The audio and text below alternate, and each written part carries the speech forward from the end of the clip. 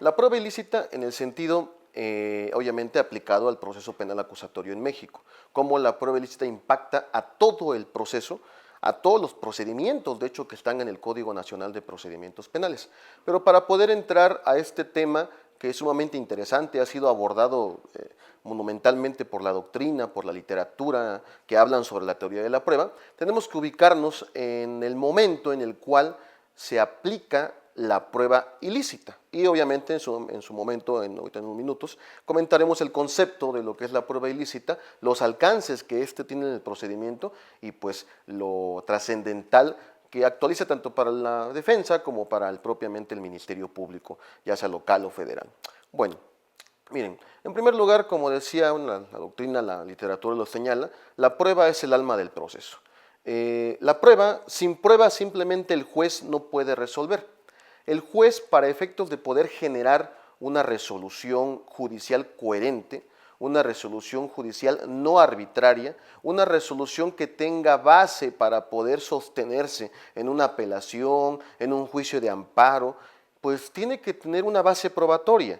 Todo juez, toda persona que resuelve un asunto, dígase juez, dígase inclusive Ministerio Público, cuando determina una carpeta de investigación, vamos y vamos a otras ramas, materia laboral, materia civil, materia familiar, materia mercantil, todo juez, para poder acreditar un hecho y ese hecho posteriormente culmine en una calificación jurídica, previo a la acreditación del hecho, debe tener prueba.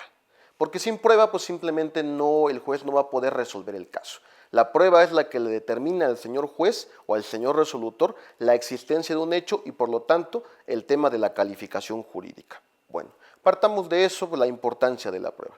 Ahora, en el tema del sistema penal acusatorio, nosotros recordemos que nuestro Código Nacional de Procedimientos Penales, que se encuentra alineado a la Constitución, en el tema relativo a la prueba, nos da pauta en cuanto a la prueba en varios artículos. Nos habla de lo que es la prueba pericial, la prueba documental, nos habla de lo que es la prueba testimonial, varios tópicos de lo que es la prueba. Sin embargo, en la teoría general del proceso, para efectos de que ese juez pueda resolver de forma, digamos, clara, de forma motivada un asunto, pues ese juez debe advertir la vida de la prueba o el camino que tiene la prueba. La prueba, para poder llegar a un proceso y para poder sustentar una resolución judicial, es forzoso que tenga un camino. Cuando una parte procesal, dígase Ministerio Público, dígase víctima, dígase imputado, defensor, asesor jurídico, cuando pretende acreditar algo ante el juez, la pretensión de las partes, pues presenta prueba. Es la única forma de poder acreditar el hecho que ellos quieren sustentar. Una vez que la presentan, pues ahí comienza el camino de la prueba. La prueba tiene un camino. Ese camino, pues en el camino se anuncia la prueba, esa prueba se ofrece, esa prueba se admite, esa prueba en su caso se prepara conforme a cada caso concreto, esa prueba se desahoga en un momento procesal, esa prueba se le otorga o no se le otorga valor probatorio y finalmente esa prueba, pues una vez que se le otorga valor probatorio, se determina qué acredita esa prueba. Porque una cosa o un punto es que la prueba tenga valor probatorio y otra cosa o otro punto es que esa prueba sea suficiente para poder acreditar un hecho. Por lo tanto, en el caso, es el camino que vive la prueba. Ahora, esto que comentamos de la prueba ilícita, ¿en qué momento se encuentra? ¿En qué momento sucede la prueba ilícita o en qué momento se actualiza o no se actualiza la prueba ilícita? Bueno, aquí vamos a entrar al punto del concepto de la prueba ilícita. La prueba ilícita la podemos conceptualizar, al menos en una doctrina mayoritaria, tomando en cuenta también el tema de la Constitución. Si nosotros advertimos la Constitución en el tema de que toda aquella prueba que haya sido obtenida con violación a derechos humanos es nula, entramos a las iniciativas que dieron pauta a esa reforma del 18 de junio del 2008, vamos a encontrar que la prueba que tiene que ver con la ilicitud es exclusivamente aquella que llega al asunto en concreto, que llega a la investigación, que llega al proceso, siendo obtenida con violación a derechos humanos. Es decir, la prueba, para que sea ilícita, el punto toral es esa prueba se obtuvo, se logró obtener violando derechos humanos. Si por alguna razón la prueba se obtuvo correctamente, respetando derechos humanos, pero ya después hubo una falla en esa prueba, ahí podríamos encontrar un tema de legalidad, no un tema de ilicitud. El ejemplo clásico es el tema de la cadena de custodia. En el tema relativo a la cadena de custodia, una cuestión es que un arma haya sido encontrada, no sé, en la calle donde no se requiere ningún tipo de intervención judicial, ningún tipo de permiso, lo procesa el perito, lo procesa la policía con capacidad para procesar el lugar de los hechos y después lo entrega al fiscal.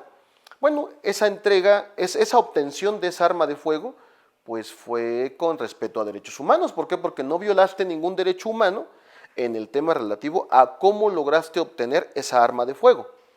Pero, si esa arma de fuego se embaló incorrectamente, si esa arma de fuego se etiquetó incorrectamente, si esa arma de fuego tuvo un traslado incorrecto, si esa arma de fuego en la bodega de evidencia, en los eslabones de la cadena de custodia, tiene un camino, digamos, no correcto, eso puede ser materia de legalidad, tema de que no se protegió o no se tuvo el respeto o el cuidado debido del procedimiento de cadena de custodia. Y eso es un tema no de licitud, es un tema de legalidad, en vía de ejemplo. Otro ejemplo que podemos tomar en cuenta es el reconocimiento por fotografía. De hecho, el reconocimiento por fotografía, la pregunta es, bueno, una persona hace un reconocimiento por fotografía, una víctima o un testigo, y ese testigo reconoce a una persona en la fotografía. La pregunta es, ¿esa fotografía que se estableció en ese reconocimiento por fotografía se obtuvo correctamente o fue una obtención, digamos, pues no correcta, no respetando los derechos? Imaginemos una investigación de un policía que para poder obtener fotografías, pues lo que hizo fue inmiscuirse en redes sociales, sin tener la autorización de los particulares y sin que la cuenta sea pública, y a partir de eso obtuvo fotografías y así pues se la presentó a la víctima. Bueno, pues la base del reconocimiento por fotografía, que es la fotografía en sí, podría generar una cuestión de licitud probatoria. Es decir, para poder llegar al concepto, la prueba ilícita tiene que ver con la obtención, exclusivamente con la obtención. Vamos, inclusive, ya se han dado criterios respecto del Poder Judicial de la Federación, son aislados y algunos en las ejecutorias sobre todo, sobre el control de la detención. Como si la detención fue ilegal, pues vamos a ver el alcance de qué datos de prueba o qué elementos probatorios se obtuvieron a través de esa detención ilegal, porque si esa detención obviamente se declaró ilegal, pues entonces hubo una violación a derechos humanos, y como hubo una violación a derechos humanos, hay un alcance de esa violación. Y esa violación puede trascender inclusive a la prueba, la evidencia material obtenida por la detención ilegal. Es un ejemplo que vamos a comentar en un segundo un poco más detalladamente. Aquí el punto al que quisiera llegar en el tema de la prueba es, la prueba ilícita es aquella que se obtiene violando derechos humanos. Y aquí el punto toral, el punto trascendental es lo último. Ya creo que ya podemos comprender con suma facilidad que, pues, ¿qué es obtención, no? ¿Cómo es que el policía, cómo es que el particular, cómo es que el fiscal obtuvo esa prueba? Es decir, el inicio de la prueba. Pero el segundo tema es el más complejo, con violación a derechos humanos. Aquí tenemos que hacer un estudio serio de lo que son los derechos humanos, cómo cada derecho humano implica, ahora sí que el radio de protección. ¿Para qué? Para que si el fiscal, si el policía se traspasa ese radio de protección, pues por lo tanto, en ese caso, pues hay violación a derechos humanos. Vamos a poner un ejemplo. Recientemente la Corte determinó que el artículo 117 de la Comisión Nacional, la Ley de Instituciones de Crédito, que establecía que el fiscal podría solicitar directamente a la Comisión Nacional Bancaria y de Valores información sobre cuentas bancarias, el fiscal directamente.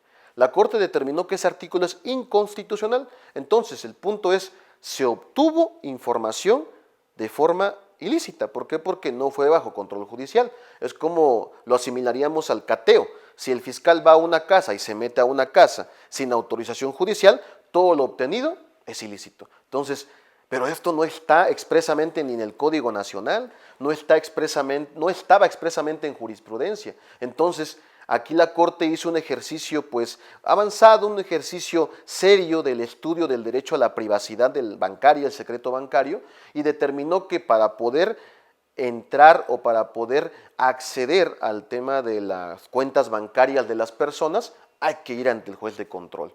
Eso no está, reitero, en el Código Nacional. Vamos, de hecho, ni siquiera estaba en la Ley de Instituciones de Crédito. Es más, por esa razón se declaró inconstitucional.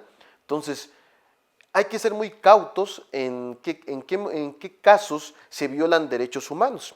Si nosotros verificamos el artículo 251 y el 252 del Código Nacional, advertimos que en el 251 hay muchas fracciones que nos hablan de actos de investigación que no requieren control judicial.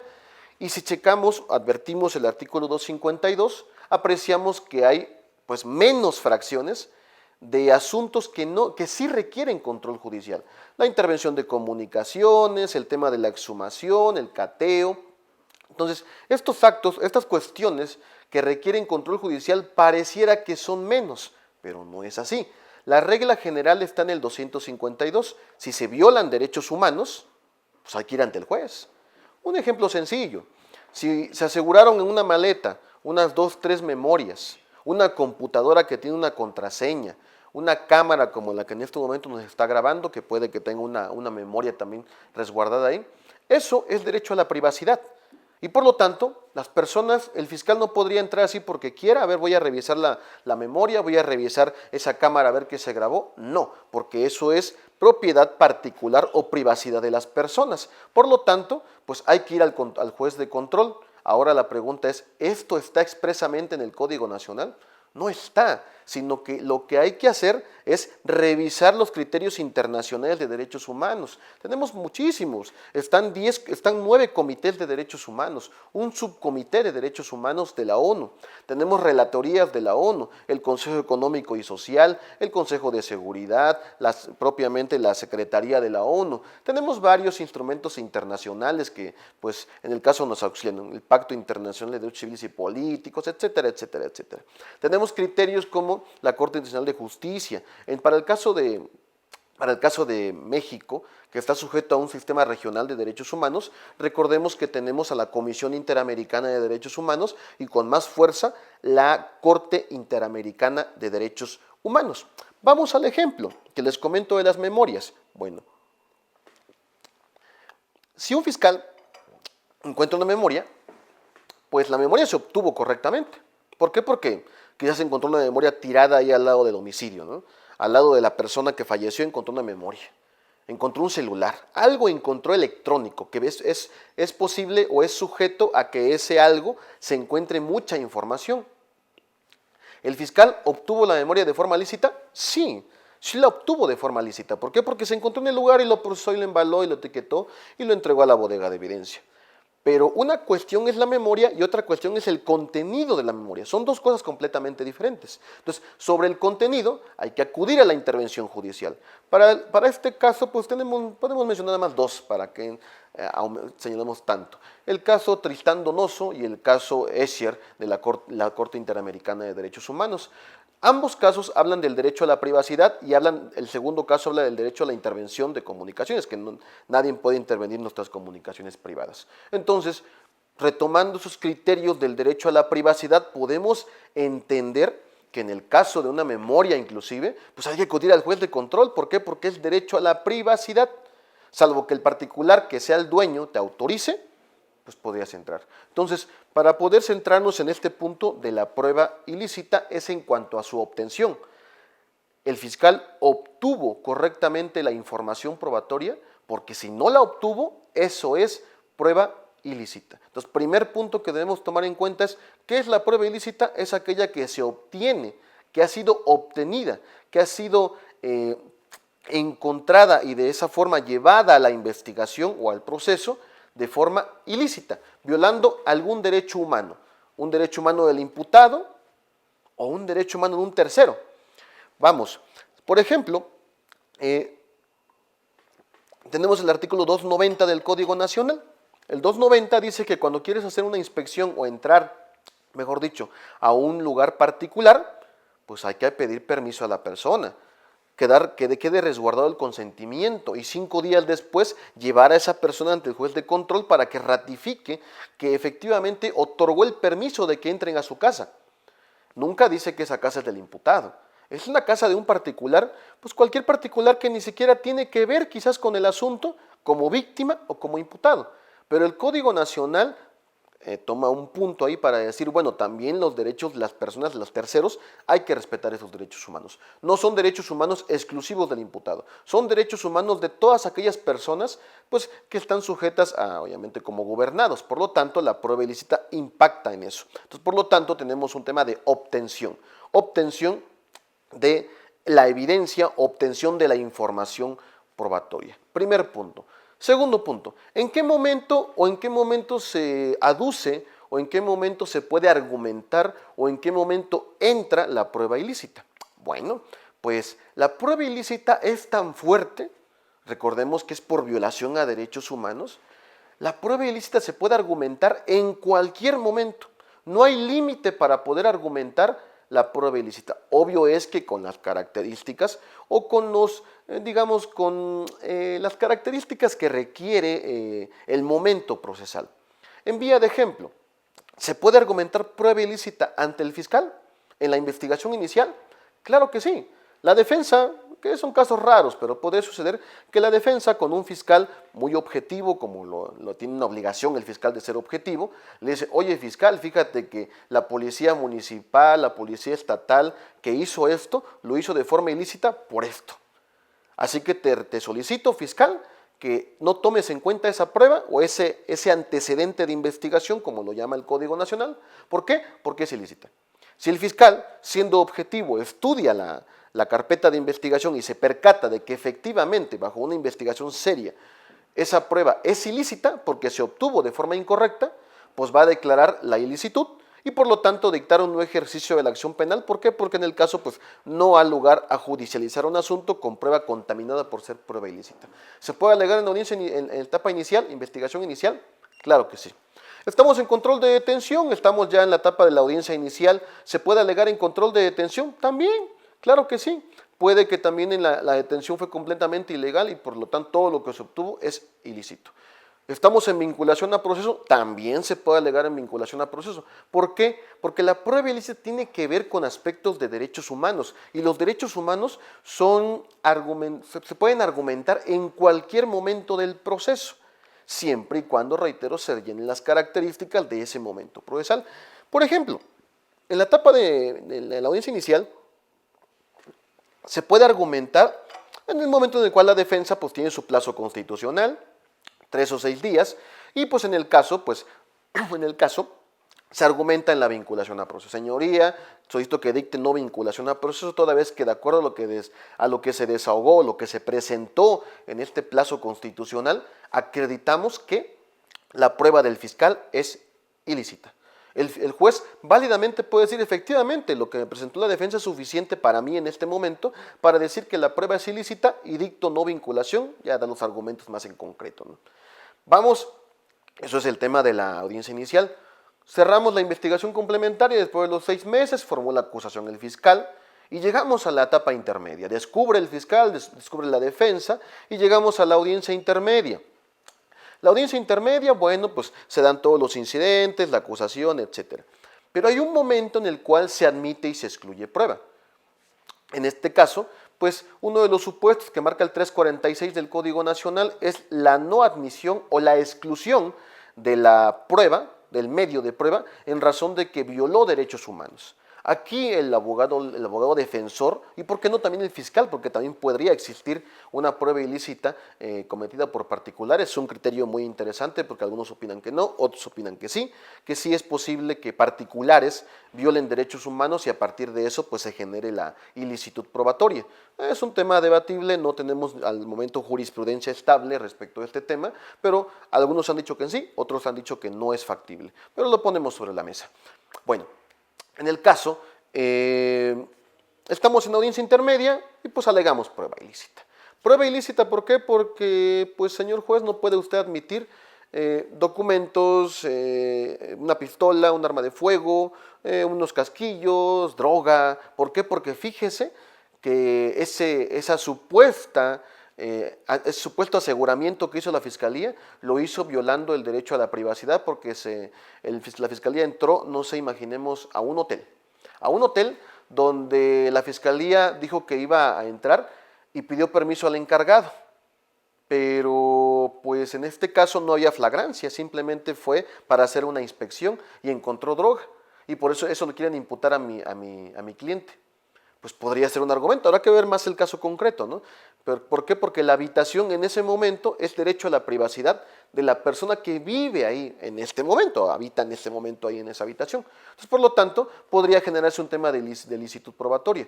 Otro punto, el fiscal aseguró un teléfono celular en el lugar de los hechos. No era el teléfono del imputado, pero el fiscal optó por extraer la información de ese teléfono y de ahí obtuvo muchas imágenes que implican a mi cliente en esto y esto y esto. Bueno, pues, señor juez, debió acudir al juez de control para efecto de extraer esa información, porque ese teléfono es de alguien, de alguna persona, y como nadie dio su autorización, pues vamos a pedir que se excluya la prueba por ser ilícita.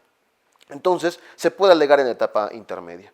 En etapa de juicio, también. En etapa de juicio es posible que también la defensa lleve una estrategia, su teoría del caso, que entre una parte de su teoría del caso es que la prueba es ilícita. Imaginemos un caso en el cual incluso desde el control de la detención, la defensa argumentó que la detención es ilegal, que también es otro tema. El tema de la detención ilegal puede ser también argumentada en todo el proceso, siempre y cuando, obviamente, se tienen también las características. ¿Podemos llegar a audiencia de juicio aludiendo a que la detención fue ilegal? Claro que sí, porque esa va a ser tu estrategia. Si bien es cierto, un juez de control estableció en una etapa preliminar que la detención fue ilegal, lo cierto es que eso no causa estado. Eso avanza en el proceso y en audiencia de juicio podemos plantear que efectivamente la detención fue ilegal, porque después en la complementaria se hizo una investigación más ardua y en base a eso pues se generó la ilegalidad de la detención, lo cual genera pues la ilicitud de un cúmulo muy trascendente de prueba. Entonces, un defensor válidamente podría llegar a una audiencia de juicio con dos teorías del caso. Una, determinar que la detención fue ilegal y va a presentar sus pruebas o va a atacar en vía contraexamen a la prueba del fiscal para determinar que esa cuestión es ilegal. Y dos, que su cliente no estuvo en el lugar, quizás su cliente estaba en su casa y lo fueron a sacar, su cliente ni siquiera tuvo que ver con el homicidio que sucedió, su cliente estaba comprando cosas con su familia en tal hora y el punto es que pues ahora sí que hicieron una cuestión ilícita con su cliente. Entonces pueden tener dos teorías del caso válidamente aceptables que no se contradicen una con la otra y en base a eso pues determinar pues un asunto pues con éxito en audiencia de juicio.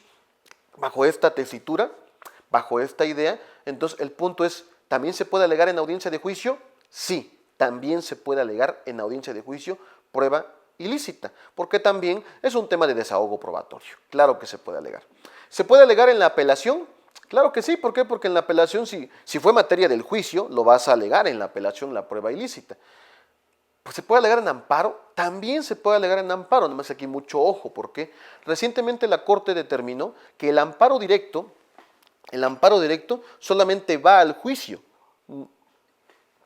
Entonces, aquí es muy importante, ¿por qué? Imaginemos este caso que les comento, que la defensa planteaba que la detención es ilegal. Hasta ahí se quedó. Llega a la audiencia de juicio y ya no planteó eso. Lo dejó como que ya lo que ya formó Estado, cuando no debería ser así, sino que planteó otra teoría del caso, otra estrategia. Y no alegó el control de la detención. No alegó el tema de la detención en juicio, que reitero, puede también volverse a reiterar, tomando en cuenta el derecho a la libertad, tomando en cuenta el derecho a que se respeten derechos humanos, tema ilícito. Entonces, también se puede alegar en amparo siempre y cuando se alegue en juicio, porque ya no podemos ir más atrás, digamos, no podemos ir a etapas anteriores. Entonces, se puede alegar en todo momento. Segundo punto, se puede alegar en todo momento. Último punto sobre la prueba ilícita. Bueno, ¿qué debemos verificar en la prueba ilícita? Como sabemos, no tenemos claro los supuestos, entonces hay que acudir al tema de derechos humanos, hay que acudir al derecho comparado. Esto tiene un nacimiento en el sistema norteamericano, pero no quiere decir que nos ajustemos exactamente al sistema norteamericano. Un consejo que un servidor otorga es que hay que estudiar bien cómo es que nace, cómo va creciendo, cómo va fortaleciéndose y desgraciadamente hoy día cómo se va perdiendo el tema de la prueba ilícita en el sistema norteamericano. Desde casos de Inglaterra, posteriormente a finales del siglo XIX y principios del siglo XX, el caso Weeks de 1914 fijó el estándar para el tema de la prueba ilícita, el caso Mapp contra Ohio, el caso Silverton-Lumber de 1920, casos que nos hablan de la prueba ilícita, de los frutos del árbol envenenado de la prueba ilícita y las excepciones a la prueba ilícita, que también es un tema interesante. ¿Por qué? Porque también está dividido en el país si en realidad hay o no excepciones a la teoría del fruto del árbol envenenado, entonces que la Constitución no lo prevé. Es un tema interesante, algunos opinan que sí, otros opinan que no. Pero aquí lo trascendente es, antes de entrar al Código Nacional, aquí debemos tener una formación muy sólida de derechos humanos. Sólida en el sentido de identificar cuáles son los derechos humanos, de qué forma se puede transgredir y si esa transgresión trasciende a la prueba. Porque si sucede esto, mis estimados amigos, pues es prueba ilícita. Entonces, 3 puntos nada más quería tocar en estos temas, estos 30 minutos, y es lo siguiente. Primer punto, la prueba ilícita es para la obtención, es tema de obtención. Ahí hay que fijar el punto. No es cómo se desahoga, no es cómo avanza, no es tema legal, es cómo se obtiene la prueba ilícita, cómo se logró llegar a esa prueba ilícita. Identificando este punto tenemos un tema a nuestro favor. Segundo, derechos humanos. Identificar los derechos humanos que pueden ser violados y en base a eso trascender a la reparación o trascender a la prueba y determinar si hay o no violación a derechos humanos. Por lo tanto, tenemos que tener una información muy sólida en lo que son derechos humanos. Segundo punto, ¿cuándo se puede alegar la prueba ilícita? En todo momento, desde la investigación inicial hasta el amparo inclusive. Obviamente con sus características, con esto que les comento de que el amparo directo trasciende solamente a la audiencia de juicio. Fuera de eso, pues no, hay que tener mucho cuidado cómo presentemos el tema relativo a la audiencia de juicio. ¿Por qué? Porque si no presentamos un caso de prueba ilícita en la audiencia de juicio, no podemos alegar que en etapas anteriores ya se había ventilado eso, toda vez que la Corte ya fue muy clara en decir, si vas a alegar algo, alégalo en el juicio. Entonces, si vas a alegar prueba ilícita, no nos casemos con la idea de que ya se alegó anteriormente y no lo puedo alegar ahorita. Lo puedes volver a alegar. Estamos ante un tribunal de juicio nuevo, un tribunal que no conoce etapas anteriores, entonces podemos volver a alegar prueba ilícita. Entonces, segundo punto, en cualquier momento del proceso. Tercer punto, derecho comparado, tomar en cuenta cómo nace la prueba ilícita, sobre todo en el sistema norteamericano. Pero hay que tomar en cuenta cómo es que se fortalece y cómo va creciendo en el sistema norteamericano. ¿Por qué? Porque en el sistema norteamericano la prueba ilícita nace por el efecto disuasorio. Ellos tratan de cuidar la prueba ilícita, ¿para qué? Para que la policía no vuelva a cometer violación a derechos humanos. Hay que tomar en cuenta el efecto disuasorio, hay que tomar en cuenta el fundamento de la prueba ilícita. Y cómo hoy va cambiando la jurisprudencia de la Suprema Corte de los Estados Unidos respecto a la prueba ilícita. Un trabajo monumental y precioso es del profesor Miranda Strampes, la prueba ilícita, que es hecho para México, de hecho, conforme a la regla de exclusión norteamericana. Entonces, 3 puntos, la obtención, segundo punto, el momento, tercer punto, derecho comparado, pero advertir bien el derecho comparado para que se acerque bien a nuestro sistema mexicano, es decir, hacer una especie de transpolación correcta de un sistema comparado al nuestro, tomando en cuenta el derecho constitucional. Y esto es lo que les quería comentar en estos 30 minutos, espero que les haya agradado y pues estamos a sus órdenes, que tengan un excelente día.